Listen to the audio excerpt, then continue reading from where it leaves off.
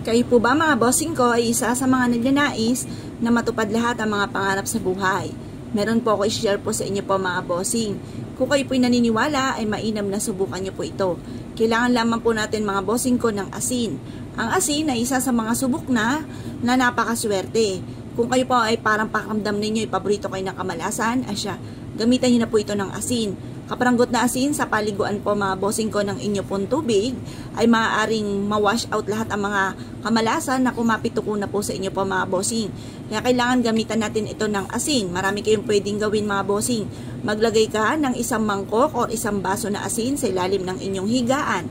Or kaya po ay sa may main door po ninyo bago pumasok ng inyo pong tahanan or sa likod ng pintuan ng inyo pong main door or kaya po sa hapagkainan kung saan kayo ay nakain. Maging sa inyo pong negosyo, pwede po kayong maglagay mga bossing para mawala na mga kamalasan po ninyo sa inyo pong buhay. Mainam na ito pong ati pong dahon ng laurel ay gumamit din po tayo kasi only wishes po ito.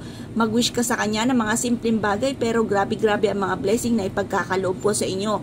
Ang gagawin nyo lamang po mga bossing ko ay kumuha kayo ng dahon ng laurel at mag-wish ng mula sa inyo pong puso. The best din po kung meron kayong puno ng laurel sa harapan ng inyong tahanan or malapit sa inyong pong pintuan. Pwede rin po ito ipasok sa loob ng inyong pong tahanan. Ang dulot po nito ay napakaswerte mga bossing. Ngayon po, ang gagawin lamang po ninyo mga bossing ko ay kumuha po kayo ng dahon ng laurel at asin.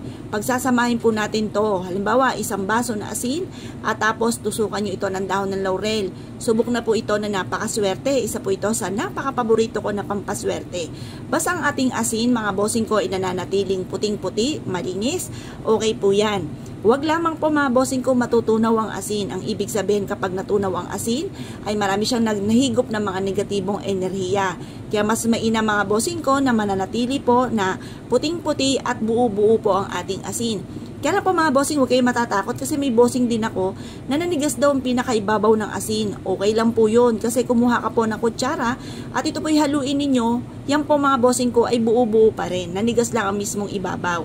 Ngayon po mga bossing, harap kayo sa may silangan ng 6:30 or kaya po'y alas 7. Matatapos ang paggawa ng pampaswerte hanggang alas 8 ng umaga kasi yan po ibibilad pa natin hanggang alas 8. Kaya maglalaan ka ng oras ng pagbibilad. Mag-wish po kayo kung ano ang nais po ninyo. Halimbawa mga bossing, dati mga bossing, lagi lang ako humihiling ng dagdag ng 10,000 sa bawat buwan na dumarating sa amin pero labis-labis ang dumating na blessing. Kaya gawin nyo rin po ito mga bossing. Basta mula sa inyo pong puso, kung anong binubukan ng bibig, yan tinatakbo ng inyong isipan at nagmumula sa puso, mga bossing ko, ang pag-wish. Ngayon po mga bossing, mag-wish na po kayo. I-wish po ninyo kung halimbawa walang bahay, magkaroon ng sariling bahay.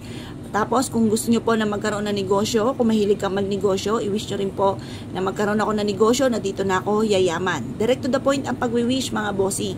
Dahil ito ay wala namang bayad kapag ikaw ay nag-wish ng labis-labis. Ganun din pa mga bossing ko, ikaw ay lagi na lamang pong may karamdaman, i-wish po ninyo na gumaling na kayo sa inyong karamdaman.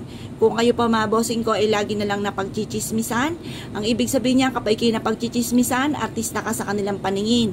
Kapag naman naiinggit sila sa inyo, higit ka kaysa sa kanila. Mas mainam na ikaw nakakainggitan kaysa ikaw ang naiinggit mga bossing. Kaya lang po, kailangan meron tayong proteksyon kasi kung ano man po yung gawin po nila, manalangin ang masama sa inyo at or kaya mga palipad hangin ay hindi tatalab mga bossing. At ito ay kaagad babalik sa taong naiinggit or kaya po ay chinichismis ka. Ngayon pa mga bossing, mag-wish na kayo na mula sa inyong pong puso. Proven po ito na maswerte. Kaya kung kayo pinaniniwala at nais nyo po itong gawin mga bossing, good luck po sa inyo po lahat.